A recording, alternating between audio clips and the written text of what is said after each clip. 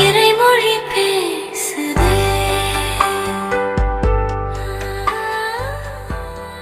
விவிலியம் எடுத்துக்காட்டும் வாழ்க்கை பாடம் நாள் 2. தொடக்க நூல் 4 முதல் 7 அதிகாரங்களுக்கான வாழ்க்கை பாடம் உணர்த்தும் செய்திகளை கற்றுக்கொள்வோம். முதலாவது, உணர்ச்சிகளை கையாளுதல்.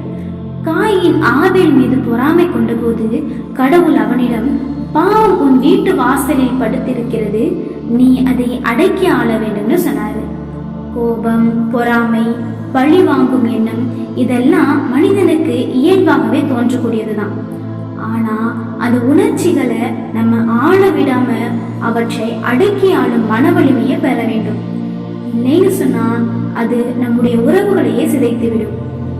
இரண்டாவது, கடவுளோடு நடப்பது. அதிகாரம் 5 ஏனோக்கு பற்றியும் அதிகாரம் 6 நோவாவை பற்றியும் சொல்லும்போது அவர்கள் கடவுளோடு நடந்தார்கள் என்றுதான் குறிப்பிடப்பட்டிருக்கிறது. உலகம் முழுவதுமே தவறான பாதையில சென்றாலும், உதாரணமா நோவாவினுடைய காலத்தை போல ஒரு தனி மனிதனாக நாம உண்மையா இருக்க முடியும். கூட்டத்தோடு கூட்டமா தவறு செய்யாம நம்முடைய தனிப்பட்ட ஒழுக்கத்திலும் இறை உறவிலும் உறுதியாக இருப்பதுதான் உண்மையான வெற்றி. மூன்றாவது, எச்சரிக்கைகளை மதித்தல். நோவா பெருவெள்ளம் வரும் என்று சொன்னபோது மக்கள் அதை ஒரு வேடிக்கையாவே பார்த்தாங்க. ஆனா நோவா கடவுளினுடைய வார்த்தையை மதித்து பேழைய ஆயத்தம் செஞ்சாரு.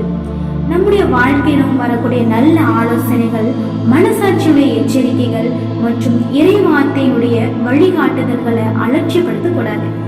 முன்னெச்சரிக்கையோடு இருப்பது ஆபத்து காலங்களை நம்ம காப்பாற்றும். நான்காவது, அடுத்த தலைமுறைக்கு நாம் தரும் தாக்கம். ஆதாமிடமிருந்து தொடங்கிய பாவம் காயினிடம் கொள்ளையாகவும் பின் வந்த தலைமுறைகள்ல உலகளாவிய தீமையாகவும் வளர்ந்தது. நாம செய்யக்கூடிய ஒரு சிறிய தவறு அல்லது நல்ல செயல் நம்மை தாண்டியும் நம்முடைய பிள்ளைகளையும் அடுத்த தலைமுறையையும் பாதிக்கும். எனவே ஒரு நல்ல முன்மாதிரியாக வாழ வேண்டும் என்கின்ற பொறுப்பை இது நமக்கு எடுத்து காட்டுகிறது.